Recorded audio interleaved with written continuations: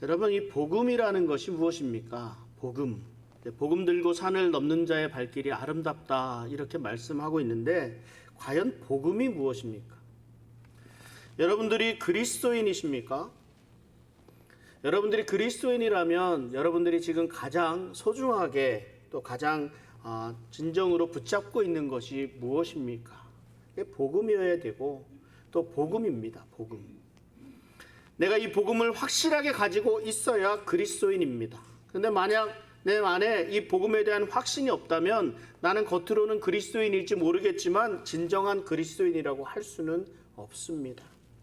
복음이 무엇입니까?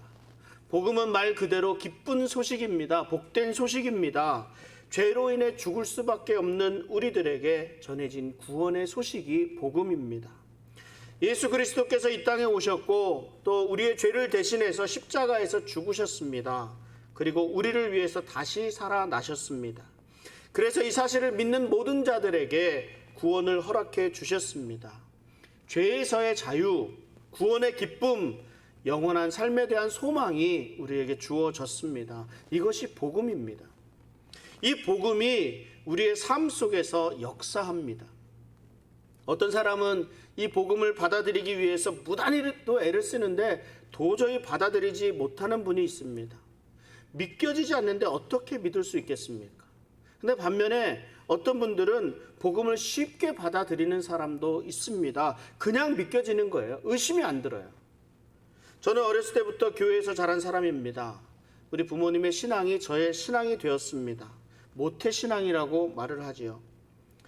이 교회 다니는 것이 자연스러울 정도로 당연한 것이었고 교회 다니는 것이 삶의 일부였지 무슨 특별한 무엇인가를 가지고 있는 것이 없었습니다. 그런데 어느 순간부터 저에 대한 믿음에 대한 확신이 필요했습니다.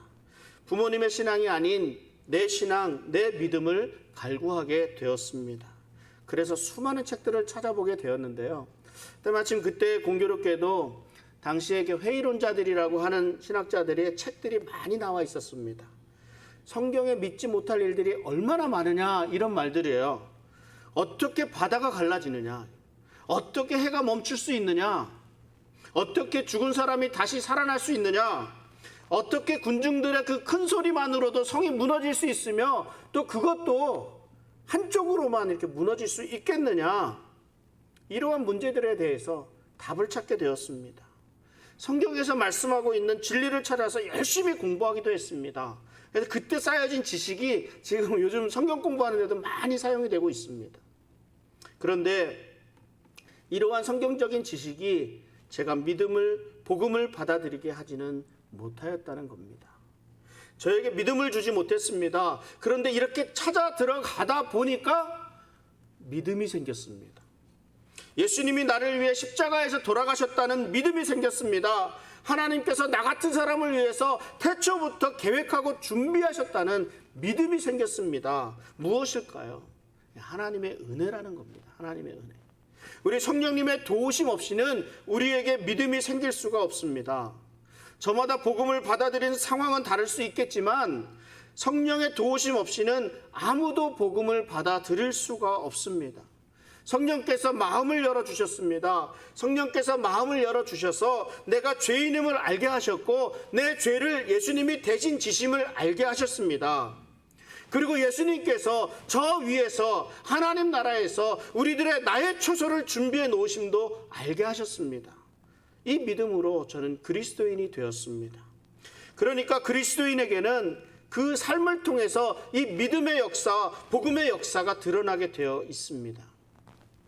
제가 성경 공부를 하면서 늘 묻는 질문들이 있습니다. 예수님을 믿느냐는 것이고 어떻게 예수님을 만났는지, 어떠한 예수님을 만났는지, 또 예수님을 믿고 난 이후에 그 삶이 어떻게 변했는지를 늘 묻습니다. 복음을 받아들인 그런 그 사람의 간증을 듣고자 하는 것입니다. 복음을 품고 있는 자들은요, 그 복음에 관한 확실한 믿음이 있어야 합니다. 그리고 이 복음을 다른 사람들에게 설명할 수 있어야 합니다. 여러분, 교회에서 가장 많이 듣는 말이 무엇입니까? 밥 먹었냐? 이런 말 말고, 안녕하십니까? 이런 말 말고요. 사랑하라, 전도하라, 이런 말들이 되어야 되지 않겠습니까? 복음을 마음에 품고 있는 사람은 그 복음을 전파하게 되어 있습니다. 마치 빛이 어두움을 만나게 되면 어두움을 자연스럽게 밀어내는 것처럼 이 복음은 각 사람들의 심령을 향해서 쭉 뻗어나가도록 되어 있습니다. 복음이 들어오면 그 사람이 복음을 전하지 않으면 안 될 정도가 된다는 말입니다. 지금 복음에 대해서, 복음을 전하는 일에 대해서 내 안에 아무런 관심이 없다면, 전혀 관심이 없다면 우리는 우리 자신을 좀 돌아보아야 합니다. 구원의 확신, 복음에 대한 확신을 점검해 보아야 합니다. 어떻게 전해야 하는지 그 방법에 대해서는 여러 가지가 있을 수 있겠으나 분명한 것은요, 이 복음은 전하는 그 자체의 능력이 있습니다. 그 자체의 전파력이 있습니다. 복음을 전하게 되면, 어떤 방법으로든지 전하게 되면 그 복음에는 반드시 그 열매가 따르게 되어 있습니다. 그리스도인은 우리가 예수님을 믿고 난 이후부터 믿지 않는 사람들에 대한 이 거룩한 부담감을 가지게 됩니다. 세상에서는 무엇을 이야기합니까? 좋은 것 있으면 나만 누리려고 합니다. 이게 맞는 말인지 모르겠지만 얼마 전에 시카고 어느 산에 산삼이 있다는 소식을 들었습니다. 이 산삼을 누군가가 뿌려놓은 것인지 어떤 것인지는 알지 못하겠는데, 알 수 없는데, 이 산삼이 나는 지역을 알고 있는 사람들은요, 그곳이 어디인지 다른 사람들에게 절대 알려주지 않는다고 합니다. 그때가 되면, 그때가 9월 며칠 정도 된대요. 그래서 저더러 와서 산삼 캐러 가자 그러더라고요. 산삼을 캐서 달여서 먹기도 하고 또 약술로 담가서 만들어 먹는다고 합니다. 무엇 때문에 그래요? 나만 알고 있어야 되는 거예요. 아리조나에도 그런 거 있잖아요. 여러분, 고사리 많이 나는 곳은 누구한테도 안 가르쳐 준다면서요. 내가 가는 곳에 그 고사리는 항상 있어야 된다. 왜? 내가 많이 수확해야 되니까. 남들이 다 따가면 못 따가잖아요. 올해 벌써 고사리철 지났잖아요. 많이들 따오셨는지 모르겠는데, 아리조나에 또 살다 보니까요, 이 흐르는 물이 그리울 때가 참 있습니다. 한국에서는 가는 동네 어귀마다 다 그냥 시냇가 냇물 흐르니까 너무 좋은데, 여기는 그렇지 않아서 흐르는 물을 접하기가 어렵습니다. 그래서 언젠가 그 흐르는 물 계곡이 좋은 데를 발견했습니다. 그래갖고 하루 이틀 그냥 가족끼리 가서 쉬고 오곤 했는데, 언제부턴가 그곳에 알려지기 시작하더니 사람들이 막 몰려와요. 숨 쉴 틈이 없어요. 그래서 사람들이 좋은 곳, 나만 알고 있어야 된다, 이런 생각을 좀 가지게 되는 것만 같습니다. 이런 것처럼 세상에서는요, 좋은 것을 발견하게 되고 좋은 것을 갖게 되면 나만 누리고자 하는 그런 경향이 있습니다. 그런데 이 복음이라는 것은 그렇지 않다는 거예요. 이 복음이라는 것은 생명에 대한 문제이기 때문인지, 아니면 영원한 삶에 대한 문제이기 때문인지, 이 복음이라는 것은요, 내 안에 복음이 들어오게 되면 이 복음을 전하지 않으면 안 될 정도로 안다라는 그런 마음이 생겨난다는 거예요. 다른 사람에게 알려야 됩니다. 어떻게 하면 이 좋은 소식을 전할 수 있을까, 이렇게 생각을 한다고 하는 겁니다. 그리고 이 복음은 또한 우리에게는 복음에 합당한 삶을 살아갈 것을 요구합니다. 복음에 대한 확신, 그 복음이 다른 사람들에게 흘러 넘칠 뿐만 아니라 그 복음이 내게는 합당한 삶을 요구한다는 말입니다. 복음으로 인해 변화된 삶을 의미합니다. 세상을 바라보는 시각이 달라지고 가치의 기준이 달라지고 다른 사람들을 대하는 태도가 달라집니다. 이 모든 것이 복음으로 인해서 변화된 삶의 모습들입니다. 오늘 본문 1장 27절을 다시 한번 읽어보겠습니다. 오직 너희는 그리스도의 복음에 합당하게 생활하라. 이는 내가 너희에게 가보나 떠나 있으나 너희가 한 마음으로 서서 한 뜻으로 복음의 신앙을 위하여 협력하는 것과. 지금 바울이 옥중에서 재판을 받으면서 편지를 쓰고 있습니다. 그런데 이 바울은 자신의 재판 결과에 대해서 확신이 없습니다. 그러므로 자기가 빌립보 성도들에게 돌아갈 수 있든지 아니면 가든지 아니면 죽게 되든지 간에 빌립보 성도들에게 이 복음에 합당하게 생활하라고 권면하고 있습니다. 이 구절에서 의미 있는 말이 이 생활하라는 이 말입니다. 이 말은 문자적으로 시민답게 살라는 말입니다. 시민답게. 이 말을 이해하기 위해서 우리는 빌립보라는 도시가 어떻게 생겨났는지 그 배경을 이해해야 됩니다. 로마 제국의 초대 황제가 옥타비아누스라는 황제입니다. 이 황제가 승리를 하고 난 이후에는 그 전쟁에서 공을 세운 사람들에게 땅을 나누어 주는 그런 농공 행상을 했습니다. 그런데 이탈리아 지역에서 다 땅을 다 나누어 주고 났는데 또 다른 전투가 있어서 전쟁에서 승리한 사람에게 좀 공을 나누어 줘야 되는데, 영지라고 하죠. 영지를 나누어 줘야 되는데 그 자리를 물색하다가 찾은 곳이 바로 이 빌립보라는 곳이에요. 그래서 이 빌립보를 성경에서는 빌립보가 유럽의 첫 성이며 마게도냐의 첫 성이라고 언급합니다. 제2의 로마로 빌립보를 세웠기 때문입니다. 그래서 이 전쟁에 공을 세운 사람들에게 이 빌립보에 있는 땅을 나누어 주었습니다. 결과 어떻게 됐을까요? 빌립보 사람들 대부분이 그래서 로마에서 전쟁에 공을 세운 사람들의 후손들이 대부분이었습니다. 그들은 비록 로마로부터 멀리 떨어져 살았지만 로마인이라는 의식이 강했습니다. 로마에서는 어떤 옷을 주로 입고 있는지, 로마에서는 어떤 놀이가 유행하는지, 로마에서는 어떤 유모를 사용하고 있는지, 그 문화가 어떤지, 비록 살고 있는 지역은 다르지만 이들은 빌립보에서 똑같은 로마 시민으로 살아가고 있었던 것입니다.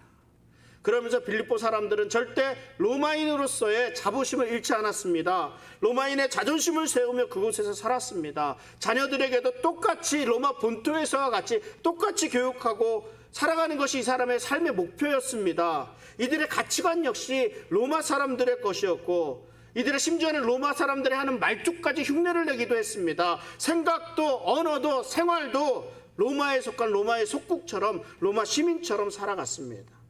로마의 정신을 가진 로마 시민으로서의 삶에 충실하게 살아가고자 하는 사람들이 이 빌립보 사람들이었다는 말입니다. 이들에게 바울이 이렇게 권면하는 거예요. 로마 시민으로 살아가는 사람들에게 복음에 합당하게 살아라, 생활하라 권면합니다. 이 말인즉슨 너희가 지금은 로마인들처럼 로마 사람의 흉내를 내면서 로마의 정신으로 살아가고 있지만 이제는 너희는 그리스도인이 아니냐, 하늘나라의 시민이 아니냐, 하늘나라의 시민으로 살아가야 한다고 말씀하고 있는 겁니다. 너희는 지금 이 땅에 살고 있지만 하나님의 백성이다.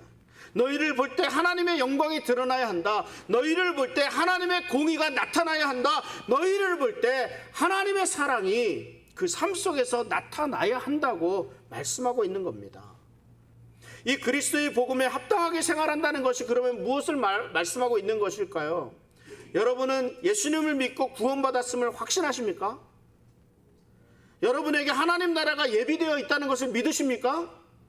여러분, 하나님 나라에 1동 500, 2호가 저희 집이에요. 이거 믿고 있으세요?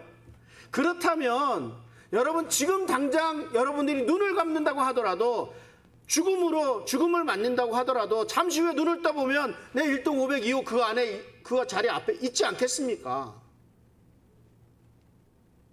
이것을 믿고 있단 말이에요. 여러분, 복음을 품고 있는다는 말입니다. 이는 내게 사는 것이 그리스도니 죽는 것도 유익함이라는 바울의 고백처럼 천국을 소망하며 살아가는 그리스도인의 삶이 되었다는 말입니다. 그리스도인으로 복음에 합당한 삶이 무엇이겠습니까? 우리들의 삶이 다른 모든 사람들에게 천국을 소망할 수 있도록 우리가 길잡이 역할을 해야 하는 겁니다. 우리들의 삶의 모습을 통해서 복음이 전해질 수 있어야 합니다. 무엇으로 어떻게 전할 수 있겠는가? 이 사도 바울은 한 마음으로 서서 한 뜻으로 복음의 신앙을 위하여 협력하는 것이라고 말씀하고 있습니다. 한 마음으로 서라는 것은 영적인 결속에 대한 권면입니다.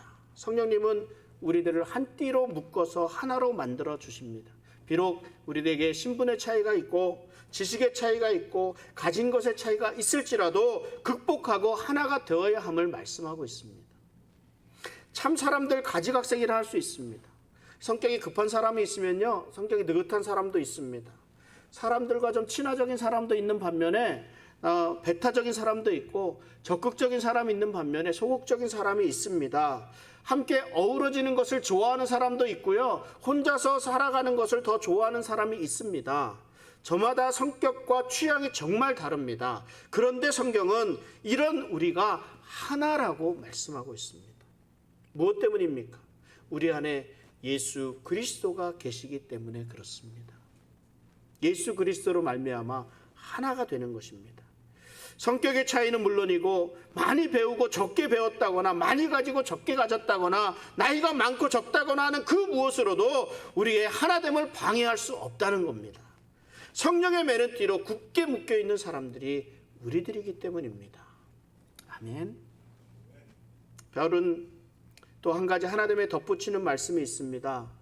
한 뜻으로 공동의 목표를 가지고 있어야 하는데 그 공동의 목표가 복음 전파를 통해 이루어지는 우리 믿음의 진보를 위해서 돕는 것이라고 말씀하시면서 이를 위해 협력할 것을 말씀하고 있습니다. 오늘날 우리 교회들의 현실이 참 안타깝습니다. 우리들의 적은 우리 안에 있지 않습니다.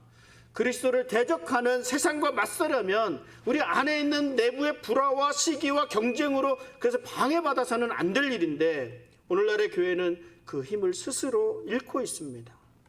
세상의 온갖 잡스런 가치들이 교회 안에 그대로 들어오고 있습니다.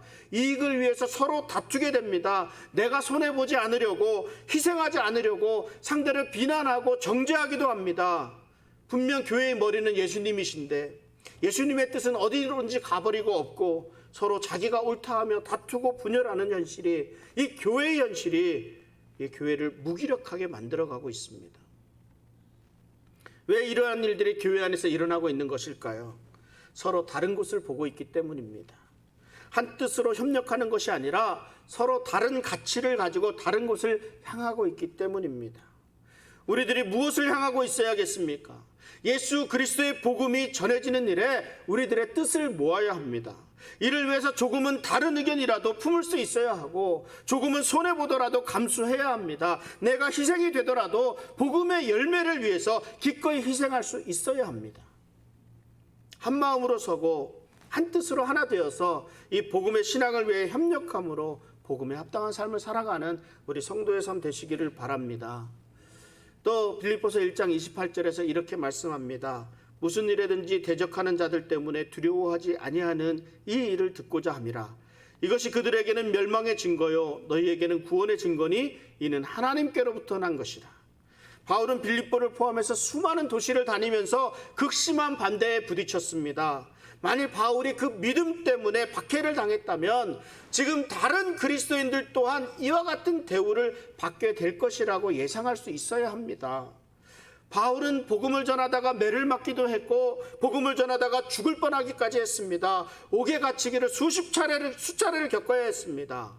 그러니까 다른 그리스도인들에게도 이와 같은 일들이 일어날 것이고 실제로 수많은 그리스도인들이 목숨에 대한 위협을 받기도 하고 또 실제로 많은 그리스도인들이 순교하기도 했습니다. 그런데 바울은 이런 대적자들로 인해서 두려워하지 말라고 말씀합니다. 이러한 일이 대적자들에게는 멸망의 증거가 될 것이고 믿는 자들에게는 구원의 증거가 되기 때문이라고 말씀합니다. 그리고 이것은 모두 하나님께로부터 난 것이라 확신의 말씀을 주고 있습니다. 믿는 자들의 구원은 누가 하는 일입니까? 하나님께서 행하시는 일이에요. 또한 대적자들의 멸망은 누가 합니까? 하나님께서 심판하시는 겁니다. 사실 우리는 고난이라는 것을 특권으로 여기지 않습니다. 누가 고난받는 거 좋아하겠습니까? 그리고 내가 고난받고 있는 걸 누가 특권이라고 생각하겠습니까? 그러나 우리가 그리스도를 위해서 고난을 받을 때 만약 우리가 신실하게 예수 그리스도를 나타낸다면 우리의 메시지, 우리의 삶을 통해서 다른 사람들에게 선한 영향을 끼칠 수 있을 겁니다. 여러분, 우리가 고난당하게 될 때요, 우리가 미처 알지 못하는 여러 가지 유익되는 유익들이 있습니다. 우리가 고난을 당하게 되면 우리가 세상을 보는 시각이 달라집니다. 이전까지는 세상에서 귀하다고 여기는 것, 세상에 줄 수 있는 것, 위로, 물질, 관계, 어떠한 성공의 여부, 물론 어떤 가치 있는 것들이요, 여겨지던 것들이요, 하나도 위로가 되지 않습니다. 우리 고난의 그 순간이 되면은 하나도 위로가 되지 않고 오히려 우리의 시선을 하나님에게로 돌리게 됩니다. 하나님만이 우리의 방패 되시고 하나님만이 우리의 피난처 되시고 하나님만이 우리의 도움이 되신다는 것을 알게 돼요. 이 고난을 통해서요. 또한 고난은 이 알곡과 쭉정이를 구별할 수 있게 됩니다. 고난을 통해 신실한 자는 그 믿음이 더욱 자라가게 되고요. 고난을 통해서 거칠애뿐이었던 신자들은 그 믿음이 없음이 그대로 드러나게 됩니다. 어떠한 고난이 우리를 힘들게 하고 지치게 하고 낙심하고 실망하게 한다고 할지라도 믿음의 사람들은 이를 계기로 더욱더 하나님을 의지하게 됩니다. 반면에 형식적인 신자들은 이를 통해서 하나님을 더 멀리하게 된다는 말입니다. 또한 고난을 통해 우리는 우리 뒤에 따라오는 수많은 사람들에게 모범적인 역할을 할 수 있습니다. 우리가 믿음으로 고난을 극복하는 이 모습이 다른 사람들에게 큰 도전을 주게 됩니다. 그러므로 고난이 다가올 때 고난으로 인해 실망하거나 낙심하지 말고 오히려 이 고난을 하나님이 나에게 주신 기회로 여기고 그 믿음이 자라는 계기로 삼아야 할 것입니다. 바울은 자신이 옥에 갇힌 일이 오히려 복음을 전하는 계기가 되었다고 말씀했습니다. 밝히고 있습니다. 그런데 또 이렇게 하나님이 하시는 일에 대해서 확신을 가지게 한다는 것은 세상에서 어떠한 일이 일어난다 할지라도 천국에서의 우리 성도의 삶은 안전하다는 것 다시 한번 확인시켜 주는 겁니다. 우리가 이러한 대적을 두려워할 이유가 없습니다. 그러면서 또 한 가지 세상 대적을 두려워할 이유가 없는 것은 우리 주님께서 이미 세상을 이기셨기 때문입니다. 요한복음 16장 33절에는 이것을 너희에게 이르는 것은 너희로 내 안에서 평안을 누리게 하려 함이라. 세상에서는 너희가 환난을 당하나 담대하라. 내가 세상을 이기었노라. 예수 안에서 우리가 담대할 수 있는 것은 예수님이 이미 세상을 이기셨기 때문입니다. 그리고 그 예수님 안에 우리가 있기 때문입니다. 바울은 내가 확신하노니 사망이나 적신이나 기근이나 위험이나 칼 이런 모든 어려움들이 내게 바다의 파도처럼 밀려온다 덮쳐온다 할지라도 이 모든 일에 우리를 사랑하시는 이로 말미암아 넉넉히 이긴다고 외치고 있습니다. 우리가 하나 되고 또 우리의 대적을 두려워하지 않는 이 일들은 놀라운 증거가 되는데 그 증거가 우리를 대적하는 자들에겐 멸망의 증거요 우리에겐 구원의 증거가 된다고 말씀하고 있습니다. 우리의 대적들이 지금은 득세하는 것 같습니다. 거대해 보입니다. 강해 보입니다. 그러나 이들은 곧 사라질 존재들이고 반드시 무너질 것입니다. 반면 구원을 얻은 우리들에게는 이 일이 생명의 증거가 됩니다. 구원의 증거입니다. 과거 죄 가운데 거할 때에는 무섭고 두려운 일이었습니다. 그러나 예수 그리스도로 말미암아 하나가 되었기 때문에 이제는 두렵지 않습니다. 예수님이 이겨놓으신 승리, 그 승리 안에서 승리하는 삶을 살아가고 있기 때문입니다. 바울은 1장 29절에서 또한 이렇게 말씀합니다. 그리스도를 위하여 너희에게 은혜를 주신 것은 다만 그를 믿을 뿐 아니라 또한 그를 위하여 고난도 받게 하려 하심이라. 이 믿음과 고난은요, 둘 다 하나님의 백성에 대한 하나님의 은혜와 밀접한 연관이 있습니다. 에베소서 2장 8절에 너희는 그 은혜에 의하여 믿음으로 말미암아 구원을 받았으니 이것은 너희에게서 난 것이 아니요 하나님의 선물이라 말씀합니다. 성도는 오직 하나님의 은혜와 예수 그리스도의 희생으로 말미암아 이 믿음이라는 특권을 받았습니다. 그리고 또한 예수 그리스도를 위해서 고난받는 특권 또한 받았다고 말씀합니다. 사도행전 5장 41절에 보면 사도들은 그 이름을 위하여 능욕받는 일에 합당한 자로 여기심을 기뻐하면서 공회 앞을 떠나니라 말씀합니다. 사도들은 이 고난을 받는 특권을 사도들이 사역을 시작한 초기부터 이해하고 있었다는 말입니다. 예수님이 이 사도들을 위해서 온 인류를 위해서 고난을 참으셨습니다. 그러므로 사도들도 예수 그리스도를 위해 고난받기에 합당한 자가 되는 것을 영광으로 생각했다는 것입니다. 그러나 이 모든 그리스도인들이 다 고난을 받아야 된다 하는 것은 아닙니다. 많은 그리스도인이 비즈니스나 혹은 아니면 직장에서 성공을 거두고 있습니다. 아주 건강하게 핍박을 받지 않고 살고 있습니다. 먹고 사는데 아무런 지장도 없습니다. 이런 그리스도인이 잘못된 그리스도인일까요? 그렇지 않습니다. 바울이 결코 고난을 추구해야 된다라고 주장하고 있는 것은 아닙니다. 그러나 우리는 고난당하는 사람을 잊어서는 안 됩니다. 내 삶이 편안하고 내 삶에는 아무런 문제가 없고 내 삶은 여유가 넘친다면 그 삶을 고통받고 고난받고 있는 사람들과 나눌 수 있어야 합니다. 내가 가지고 있는 물질들을 나누고 내가 가지고 있는 시간들을 나누고 내가 가지고 있는 사랑하는 마음을 나눔으로 우리가 전하는 복음이 참되다는 것을 세상에 알릴 수 있어야 할 것입니다.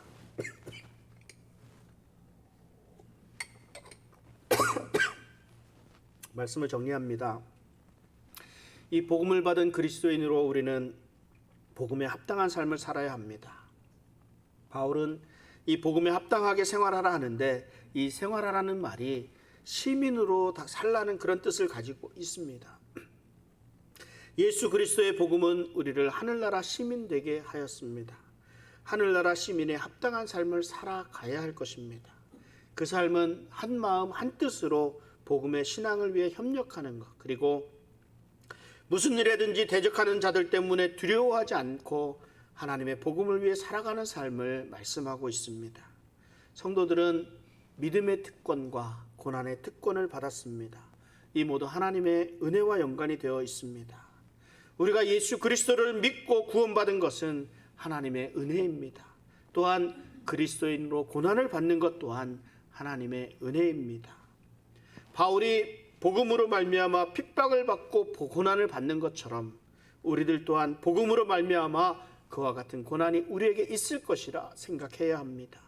두려워 말 것은 이 모든 싸움은 우리 주 예수 그리스도께서 이미 이겨 놓았다는 사실입니다. 오직 우리는 성령의 매는 띠로 하나가 돼서 한 마음 한 뜻으로 복음을 위해 담대하게 나아갈 수 있어야 할 것입니다. 예수 그리스도의 복음이 저와 여러분들에게 전해졌고 또 이 복음을 받은 우리들에게서 복음은 자연스럽게 빛이 어두움을 물리치듯 전파될 것입니다. 또한 이러한 복음 자체에 능력이 있어서 전파되는 복음의 능력은 우리들 삶 가운데서 하나님의 역사하심으로 드러나게 되어 있습니다. 한 마음 한 뜻으로 하나 돼서 복음 전파를 위해 최선을 다하는 우리 그리스도인의 삶 되시기를 주님의 이름으로 축원합니다. 기도하겠습니다.